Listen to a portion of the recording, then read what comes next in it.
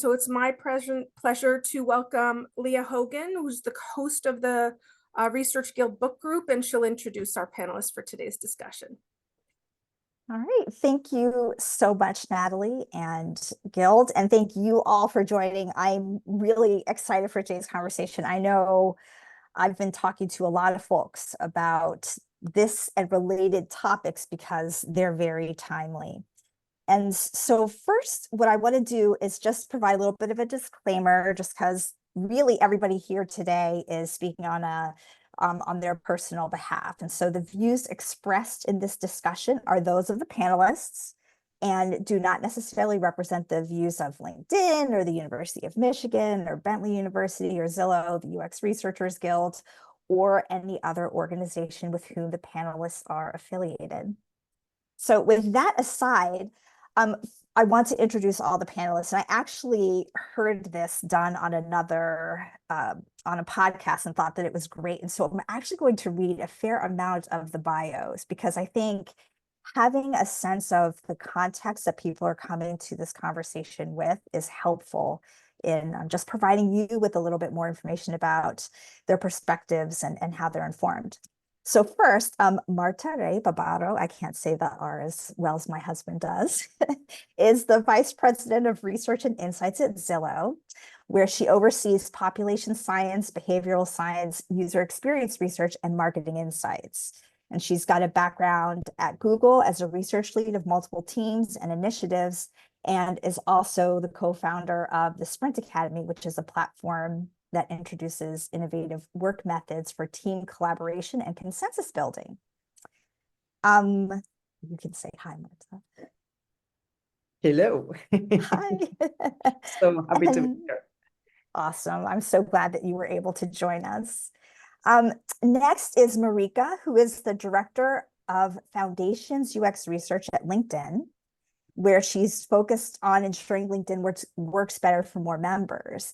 And her team is responsible for rapid research programs, UX measurement, and horizontal global trust, growth, and equity research.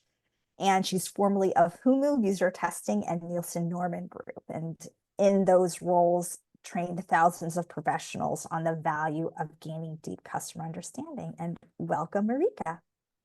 Thanks, Leah. So happy to be here. Awesome. Now, Janelle is currently Experience Design Platform Director and Lecturer at Bentley University and has more than 20 years of experience also at User Testing, Nielsen Norman Group, and more, where she's been helping organizations to adapt and align strategy and operations around a holistic and customer-centric approach.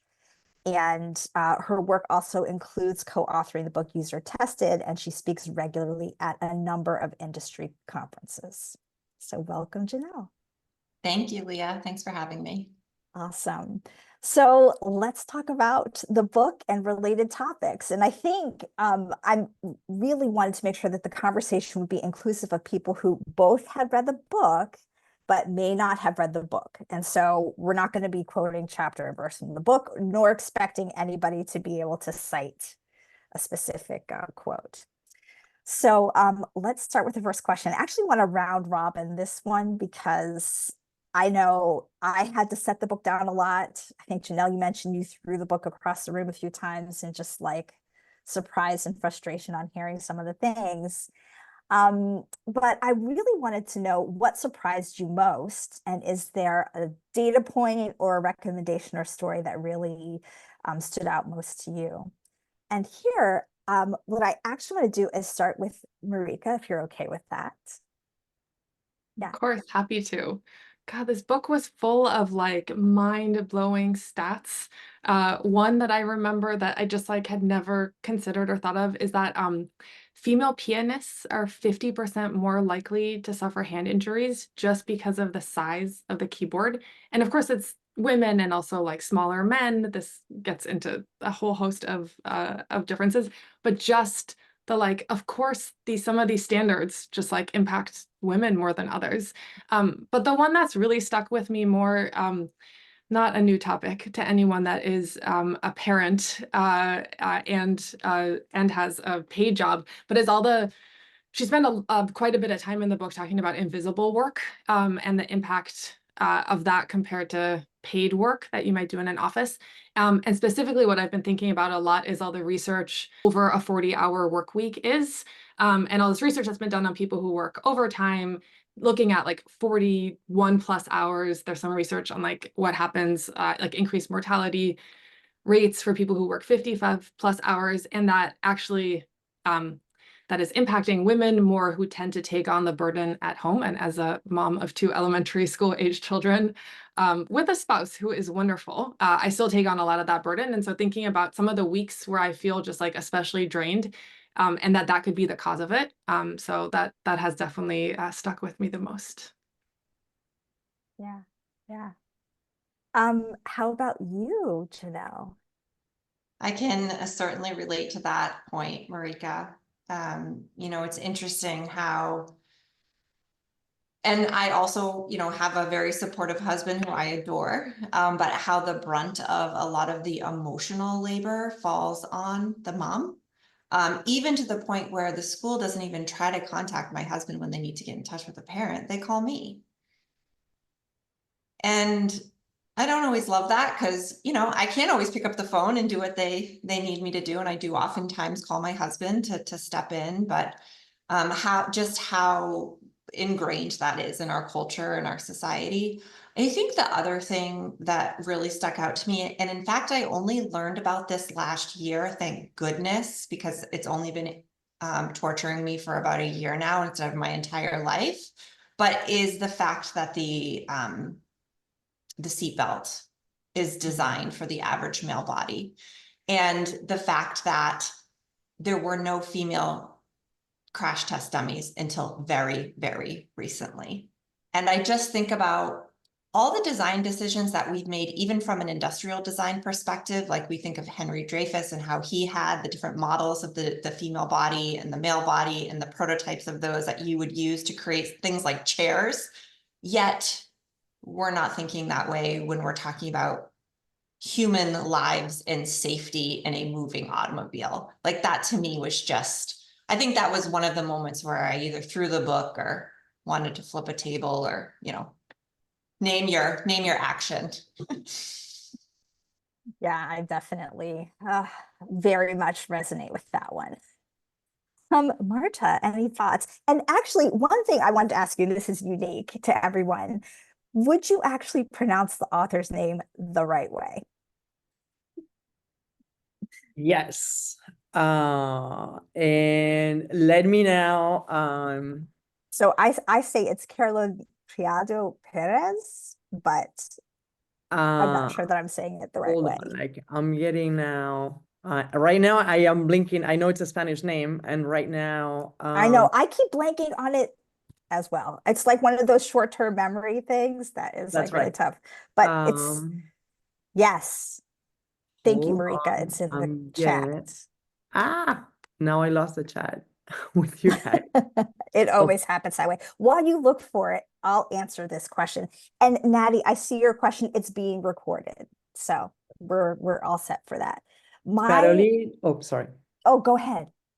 Leah, you mentioned you will take it. All right, I'll take it and then I'll hand it back to you. So I've actually got the book in front of me. And I didn't think about just doing this, which I should have done, but there you go.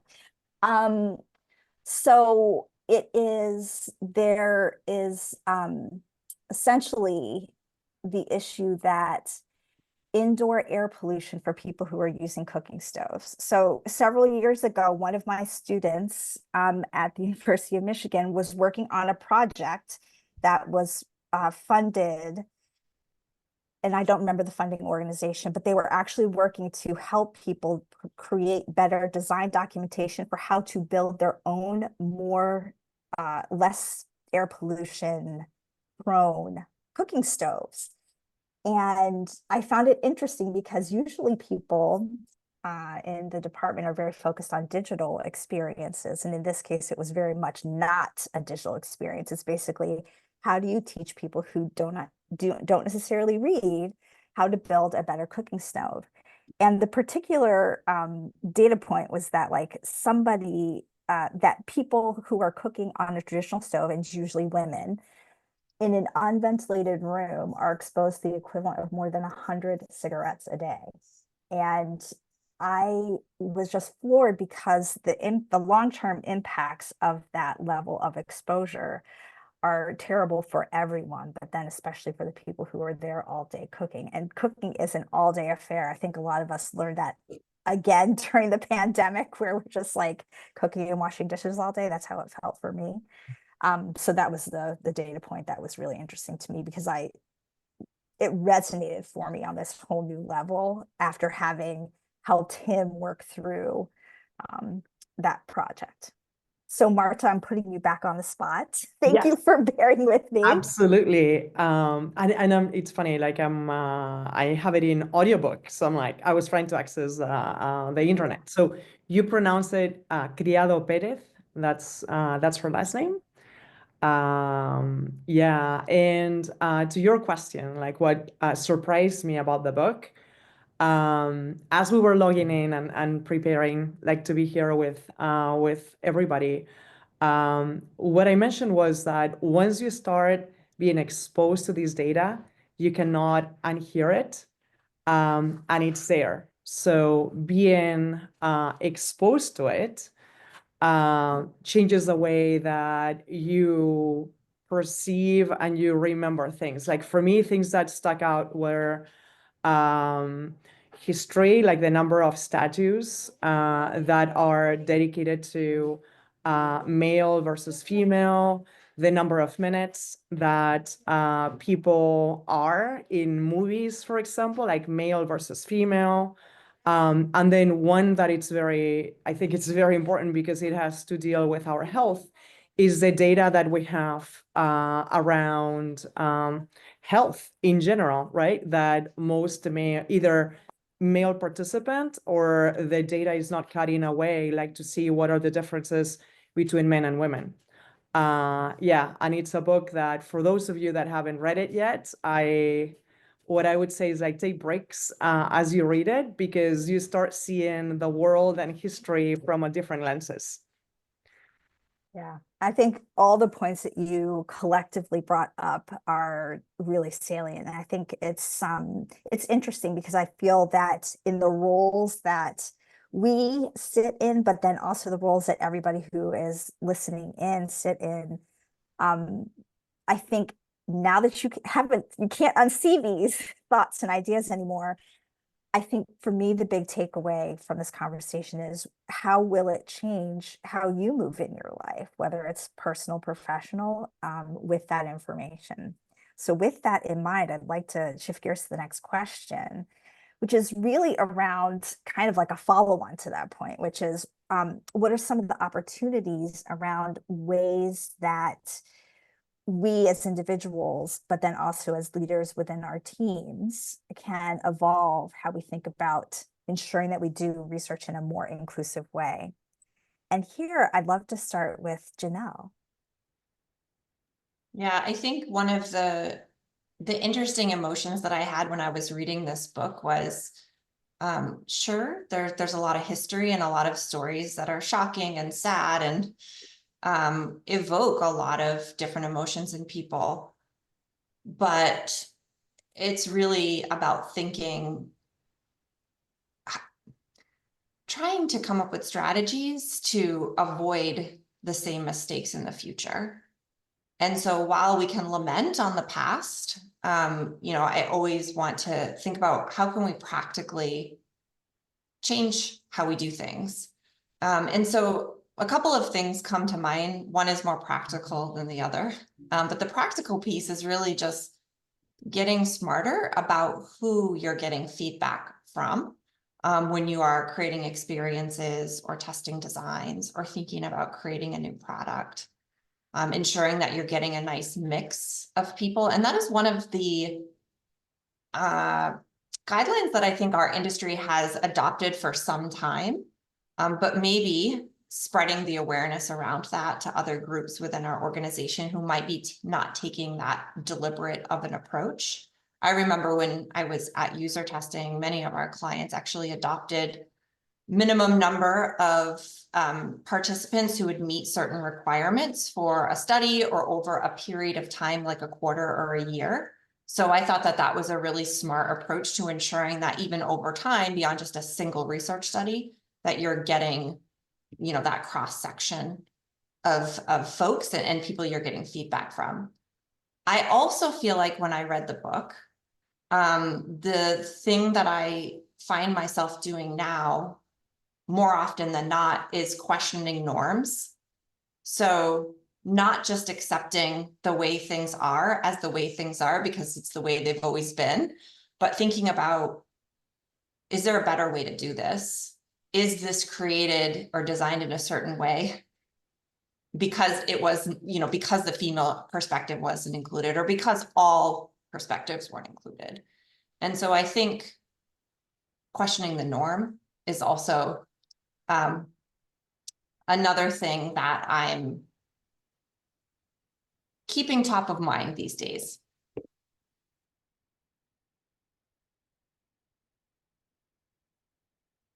You're muted, Leah. Yes, I muted myself because we have a bunch of background noise. The landscapers are here.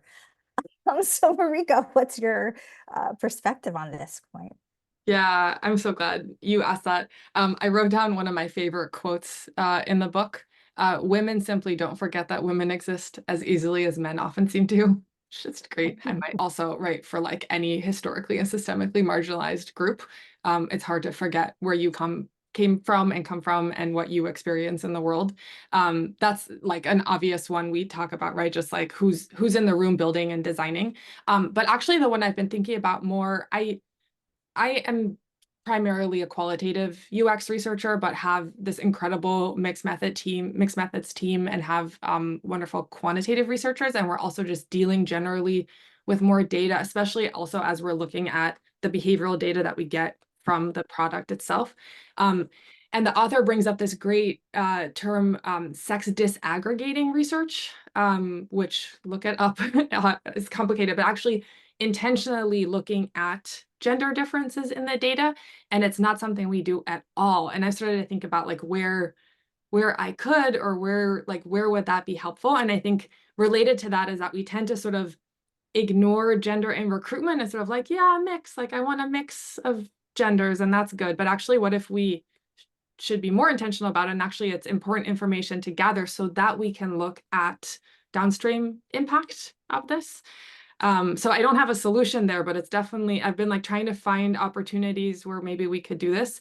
And it's related also to closing the data gap. So she talks a lot about how a lot of these problems have come from just not having data on women. And so where can we, she mentions Hillary Clinton started an organization called Data2X. Highly recommend going to data2x.org. It's like fascinating to read about the like research that's actually intentionally being done like on women so that we can close this data gap. And I think that'll help so much in our inclusive practice because we'll be able to like build on that and leverage those findings and build better products. Marta, do you have any thoughts about that question?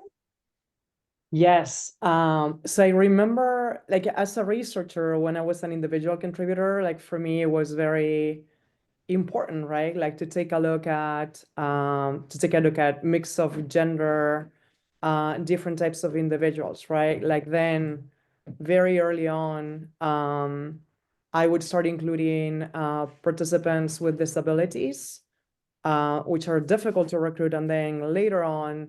Now like more than 8 years ago, looking at underserved communities.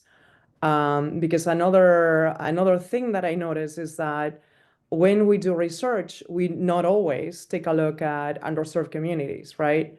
And the Latino population in these countries, like a segment of the population that's the fastest growing, and we normally don't pay attention to it. So it's something that I've been paying quite a bit of attention in the last 8 years, because if we don't make an effort to include them, then we're not going to have data about them. And then another piece is underserved communities. Extremely difficult to recruit communities that are at the margins.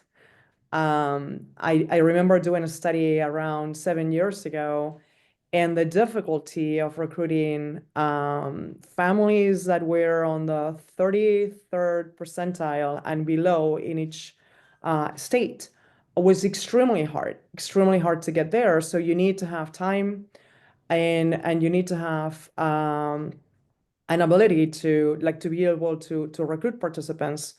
But then once you do that, that door is open for you to always consider that. And one thing that I really like is that there are a lot of us, as Marieke said, that belong to those segments of the population, and we don't forget. And then when we are in positions of leadership, we bring these points of view to our teams to be considered. And I think this is how we change, little by little, how we change history, right? We are changing history. Yeah, and actually it's interesting because I hear sometimes people transmute the word to herstory. People are really, I think, starting to question or think about evolving some of the norms that we have around how it is we even think about gender pronouns in language and how that impacts how we conceptualize everything. Actually, that's, a great point that I think also comes up in the book a lot. And then I think the other thing, so as I was finishing up the book, one thing I took note of, and this was big for me, there's like 40 pages of sources in the back.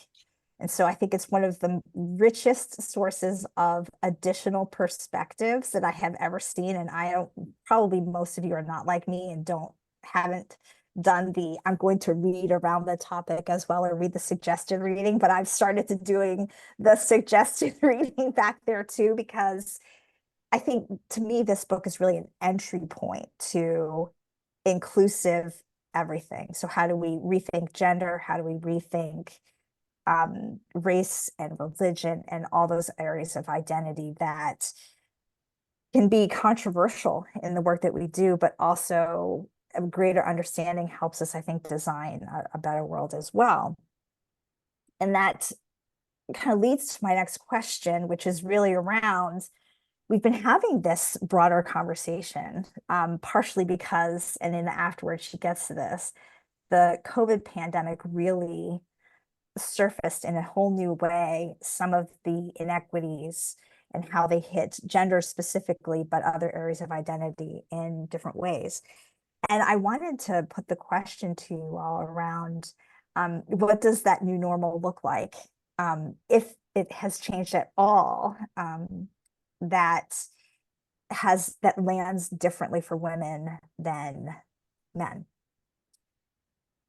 And here I'll start with, actually, Marta, you just finished, but I'll start with you because you looked like you were about to say something.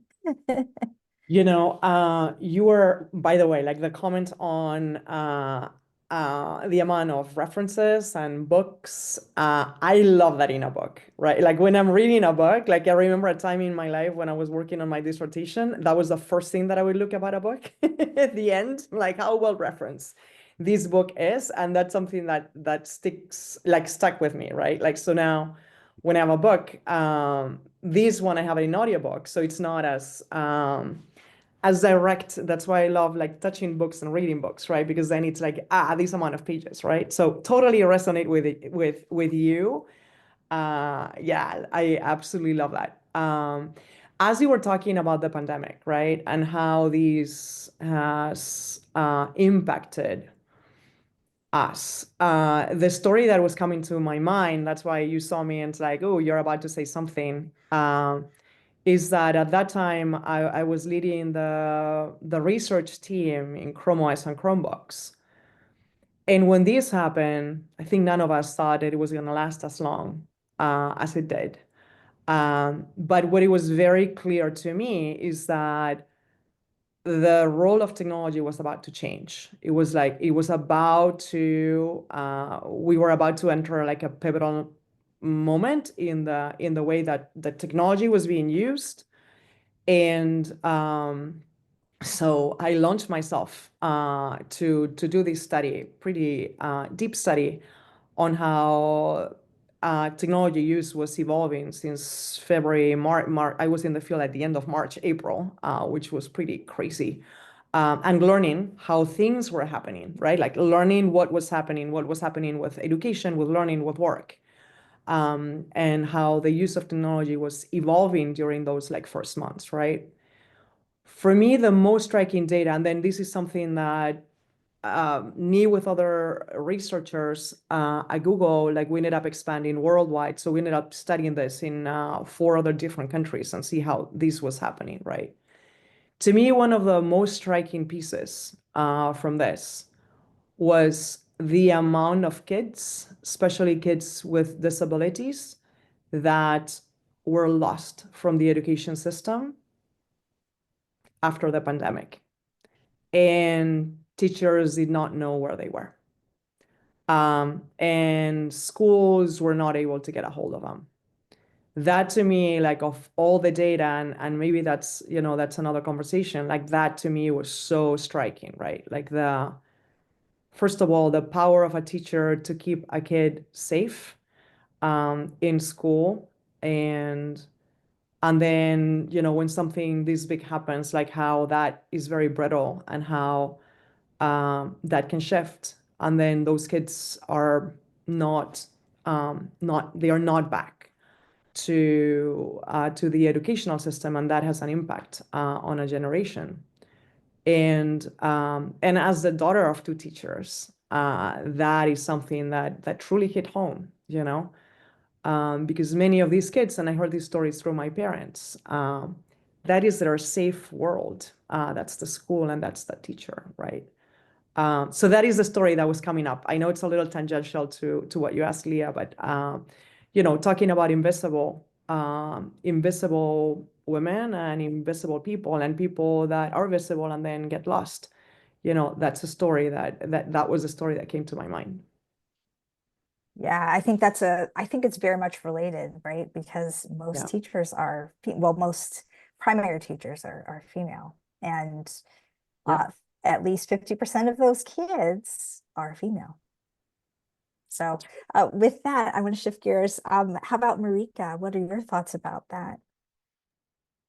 The super timely question, because we have hybrid work at LinkedIn. It's been very flexible, but we're actually starting on Tuesday, going to be coming into the office 3 days a week. And so it's been bringing up a lot of conversations about like what have been the benefits of working from home and the benefits of the flexibility, especially on women. And this has been researched a lot. And so trying to be super mindful of that, like the flexibility has been incredible. I believe that like there was a mini baby boom during the pandemic amongst college educated women, and like the first time since 2007, I believe, where it was a like reversal of the declining fertility rate, which like has to have been in combination with the flexibility of like working when you can, not spending the time commuting to an office. And I'm personally very excited to go back to the office. I happen to live really close to the office, but I love that engagement. I like wish we could all be in person for this conversation. Like I get so much energy from that. But at the same time, like working a 9 to 5 feels just so foreign and so like before times, and actually work is also acknowledging that. So it's like, yes, back in the office 3 days a week, but no expectation of like, we expect you at your desk at 9 and we expect to see you until 5. Part of this from just an understanding that like we work globally. I have team members literally across the world. Our schedules are shifted even just by work, but also our lives are multifaceted. And I do really see that sticking, and hope that continues. That allows me to like drop a kid off at soccer in the afternoon and come back and finish up meetings, leave quickly between a break in meetings to head home then so that I don't get stuck in traffic. And that feels, that would have never otherwise happened. I think we'd still be stuck in this, like, you're expected to be at your desk and I see you, and then I don't see you when it's time to go home, and that's it. Marta, did you want to add something else? Yeah, no, building on what Marieke has said, I started at Solo a year and a half ago, and the company had made the decision of we're gonna be a fully remote company. It was one of the very first companies that made that decision, and we are sticking with it. And I am very social, Marieke, you know, and I had been at my previous company for 10 years, and I knew a lot of people, right? And I remember asking, can I go to the office if I choose to? Yes, you can go to the office. Of course, you can go to the office if you want to. And then, you know, after a year and a half, working remotely from home, what I see is that flexibility that you talk about, right? Like I have team members one team member that comes to mind that runs like in the middle of the day, right? Another one that does yoga. There is a lot of flexibility with kids, like being able to pick up kids. Another one of my team members has a baby, and I know he wants to be there like for her bath time at 4 or something, right? So I think this is opening like avenues to for all of us that are working, like to be able to be there for our families and to be able to mix work and personal life in ways that are very meaningful to us. And it is here, I think, for like to stay. And it's going to be very interesting to see how this evolves in the incoming years. Janelle, what's your perspective on this question? Yeah, I think back on those days of COVID, and it feels like it was a long time ago, but just yesterday. And there's, you know, a lot of different emotions that are attached to those memories. But I vividly remember trying to get I think she was in first grade at the time, my first grader, to sit in front of a computer for a few hours in the morning to do her work. And I'm, you know, sitting alongside her, following along, kind of doing her work for her so we can just get it done for the day and, you know, move on. And it just being literally a battle every day. Right. And, you know, by the time I then sat down for work, I felt like I had worked 10 hours and I needed to take a nap or, you know, just be done with work for the day. And I think we sort of got into this pattern and this habit. And then now that things are sort of more back in person and work is a combination of remote and being in person, it's almost like we're still hanging on to some of those patterns and behaviors of the person who, so I was working during COVID, but I was also working remotely. So you become the default parent, right? And now as time goes on, it's like, I'm still the default parent, even though things are more back to normal than they were. So it's sort of like, and I've actually started noticing that with other women. And maybe it's just the lens of which I'm seeing the world through after reading that book. But I just had a guest speaker come into my class and she was giving a presentation and, you know, her kids came in and wanted to check in with her and tell them about her day. And I mean, my kids, there's a door to my office right there. Like any minute, one of them, they just got home from school, is going to pop in. Right. And it's like, obviously I'd love to see my children. And I don't think that mothers and children should be separated, but it almost feels like there's another parent or another place they can go. But for some reason, it's still much more in our court. And this is my personal experience. It might not be everybody's experience. But I do think that, you know, it's interesting. I also think in the world of academia, it's fascinating. I keep saying, by the way, and Leah, you've been in this world for a while, and I'm sure others have had this experience as well, but it's like, it's the most interesting research project I've ever worked on in my life, which is like understanding how the world of academia works, because it's very different than industry. I mean, I came from the startup world and with a consulting background. And so things like starting the school year back up. Meetings are mandatory in person on campus starting in mid-August. And mid-August is like, you're trying to get your kids' stuff back together to get them back in school. They may not have started school yet. And it's like, this is easy for a certain population, but it's really not convenient for working moms. And so I've been reflecting on that too. But again, I think my personal experience is also probably exacerbated by this book and what I can't unsee. So hopefully that's helpful. No, all of these things are resonant for me. I think there's another level. There are two things that I wanted to add on to this. And I think the first is, I think caregiving in any capacity, because a lot of us here are sandwich generation too, and I'm very much living this right now. And I think school, parents, teaching, and then there's also the perspective of people who do not work from home, who have to be in person. Because I too have a very supportive spouse. And I think it's really been a challenge seeing his transition from, like, he's always been going into the office and so exposed to all the things all the time, and doesn't have a choice about whether or not to go back to the office. And I think just being mindful of the fact that not everybody has the capability to work from home, and trying to manage the inequities of that greater level of exposure and not necessarily having control of your calendar and schedule and all those things. And I think I saw in the chat someone made the point that they're a single parent, and that's something that often isn't recognized. Like there's just levels, right, of all of these responsibilities that we have. And so I think, again, how do we extend grace to our colleagues? How do we, do things like schedule meetings during times where people won't have commitments, or being open to having it be a phone only meeting, right? So those are some things that I know I use to be able to extend my capabilities when I'm overscheduled.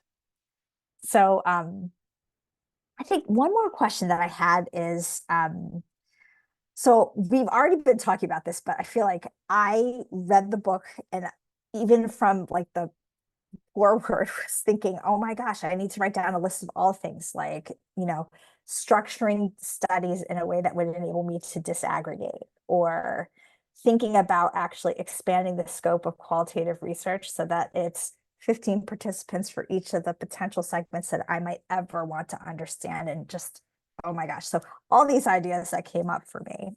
But what I really wanted to ask each of you is just, are there additional examples that you might think about beyond the ones that we've already covered? Because I think we've all talked to specific ideas that might help us. And I think the first one I would think about is really how do we create data sets that are disaggregated? And how do we shift our perspectives to understand that there's probably some basic research that we all need to do to understand what those differences are and how we would detect them, right? I think there's a level of basic research that we haven't even thought about that's around areas of identity, gender being one of them. And it doesn't necessarily have to be binary gender, right? We are thinking about gender, I think, in a more flexible way right now, and just how do we redo gender. I've actually got this other book sitting next to me that I'm about to read, which is awesome. And actually, Helena is at working for a company right now as a UX researcher, and I'm really excited to read this book. And so just how are you thinking about changing your work style? And I guess here I'll go back to you, Janelle. What are your other specific things that you would add? Yeah, I think, again, Marieka's point really resonated with me about this idea of, we were trained to always get a mix of perspectives, a mix of genders, and some level of mix was okay. But I think, again, being more deliberate about that, and also thinking about the other views that we want to include in our data collection. I also think pretty tactically too, around if you're doing any sort of research or data gathering, thinking about the needs of women specifically. So if they do have caregiving roles, right? Can we find times that work best for them? For me, the best times are actually during the day when I can schedule it into my calendar. Mornings and nights, no. Like if there's just too much going on, right? But that might not be the immediate thought. that we might have if we're scheduling with working professionals. Oftentimes we try to catch them after hours, right? So really thinking about what's going to be most accommodating and useful. I also think about, we have a user experience center on the Bentley campus, and people have to park and then walk to a building to find the location of the center. And if it's dark or if it's, snowing or what, the path isn't super clear in terms of how to get there. There's lights, but it probably could be more well lit. Like having women feel safe in the environments that you're inviting them to come to. And so if they are coming after hours, or if they are coming when it's dark, do they feel like they can navigate the space? Do they feel like they don't have to be looking behind their shoulder? I was actually just listening to another woman that I love, who is Kara Swisher. I was listening to her, and the woman who wrote Brotopia, Emily Chang, which is another one that is just like, and they had a podcast together. And Kara was talking about, she was walking down the street with one of her sons, and it was a dimly lit street, and she was looking behind her shoulder repeatedly, not excessively, but what a woman does when she's walking down the street at night in a place that you're unfamiliar with. And her son was like, what are you doing? What are you doing, Mom? Like, why do you keep looking behind your shoulder like that? And she was like, oh gosh, like he doesn't know that life experience. He doesn't know what it's like to be a female in that situation. He's never really thought about having to look over his shoulder. And so, just another interesting perspective there that kind of was mind-blowing for me when she shared that example. How about you, Marieke? Yeah, I think actually related to the making people feel safe in the research, we talk a lot more than we actually do co-design, but it's one I'm really interested in. It's come up more in terms of inclusive, accessible design, and how can we bring people in for whom like using LinkedIn is not going to be just as easy. And so how do we like really immerse ourselves in their experience and see what it's like?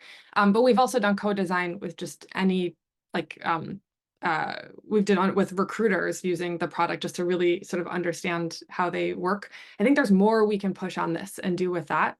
I had 2 team members in India this past week leading a research trip. We actually had a bunch of people fly in from the US to understand our India market better. And they led dyads, so like dyad interviews with 2 members at a time. Some of that was an efficiency thing. It was also because we had multiple observers, because it was sort of a very much an empathy building trip. But it does something really interesting where it also makes the participants feel a little safer, because it's less of a I'm interviewing you and you must have all the answers, and like creates a little bit more of an like comfortable setting in which like the interaction dynamics also between people comes out without having all the negative effects of like a focus group. And so I would love to actually, if anyone has done a lot of co-design or specifically on the gender differences and sort of how do you bring people in a different way, I would love to talk to you and hear more, because it's one I'm excited to explore and try. Yeah, Marta, do you have any thoughts? Yeah, like the thought that comes to mind is I remember doing research on families, right? And I love starting with the macros. How have families? I was doing this with a friend of mine, and I remember reading about families, like how have families evolved in the last decades, and learning how families today are very different than in the 60s and in the 70s. So bringing that perspective and ensuring that some of the new families today were also involved in the study, and their perspectives were taken into consideration as well in that study. So taking a look at the macros, if we can, I think that's something that we can do as researchers. Yeah, I think all of those are really important. I was thinking about one of my colleagues at Michigan, Mustafa Nassim, has done a lot of work in rural Pakistan with women, but and really, Marieke, this is to the research project that you're working on. And one of the things there is, again, around digital experiences and really trying to understand like who gets control of the phone and like contacting people using text messaging because there aren't a lot of smartphones there, right? And so really just thinking about like, how does access to technology work, getting out into the field with gender balance, sometimes teams, or thinking about like, how do you navigate conversations where it typically there are a lot of people who still observe, I think it's called PERDA, where, you know, women don't leave the home, right? And so the only way that you're going to get to people is actually to go into people's homes with somebody who is identifiably female, right? And so just thinking about if you're a male, how that might impact how you're perceived. And so, you know, the one thought that I had is, and someone brought this up in a conversation I was having yesterday, sometimes unmoderated research that's done remotely is a great way to get some access. But there again, one has to have access to Wi-Fi and to a smartphone in order to get there. And so you have to really think about equity as well when you're trying to do that. So we've got a few minutes, and so it'd be really great to just think about, we brought up several other resources, and I loved chapter 8, especially because it kicked off, I had this other book waiting on my shelf. And so again, I'm going to show another book because I'm like, I hauled it halfway across the country with me. And I'm really fascinated by it. It's on The End of Average, Unlocking Our Potential by Embracing What Makes Us Different. And I've just started the book, but it really is about saying, like, really questioning our thought about what is normal. And thinking about it from the perspective of, I mean, in addition, and actually he brings up very similar examples. Actually, they're very related to what it is that Pérez, I'm not hopefully saying that right, brings up in her book that are around, like, when you define, you know, an average size male as being the norm, you're doing disservice to all men, all women, because there's really no such thing as an average person. That's like the next thing on my list. Are there additional resources that you would recommend as being kind of your next read or listen or watch? And I'll let you think for a moment. But Marieke, it looks like you might be ready to answer that. Yeah, your question was specifically what's my next read, not what I have recently. Yeah. Or it could be the recent one too. I'm not going to constrain you. I went to a talk at Stanford this year that was fantastic. I'll drop 2 resources in. That was by Lauren Klein. And let me just get her book title right. Data Feminism for AI.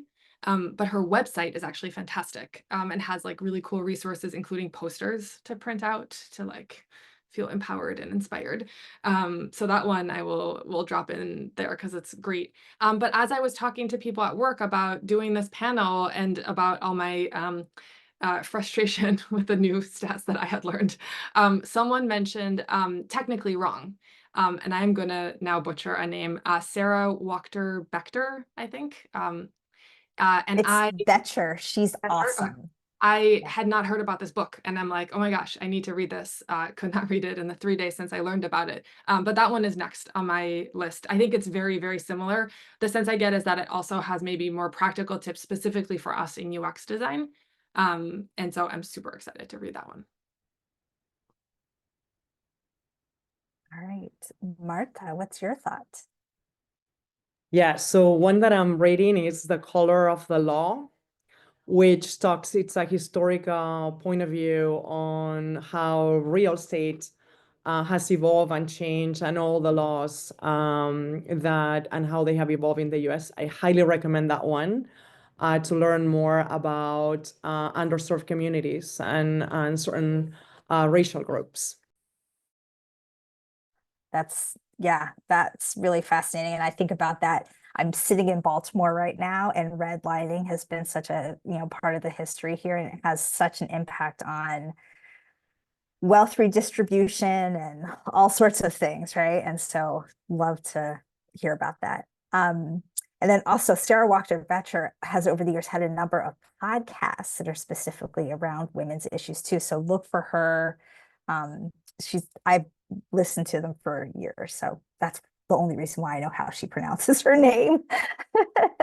And Janelle, how about you share your recommendation? Yeah, a couple things, one on my list and one that I was really inspired by. So the one on my list is Design Justice by Sasha Costanza-Chock.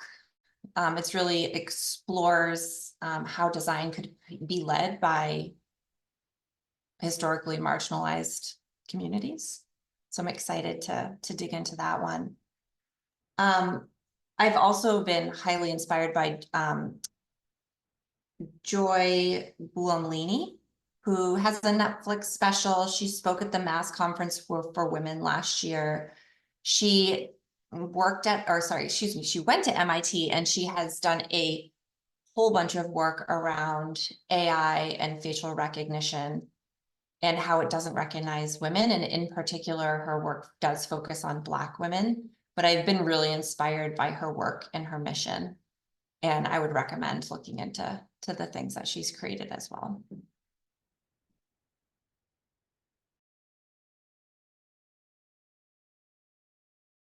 Sorry, I was just finding my unmute button.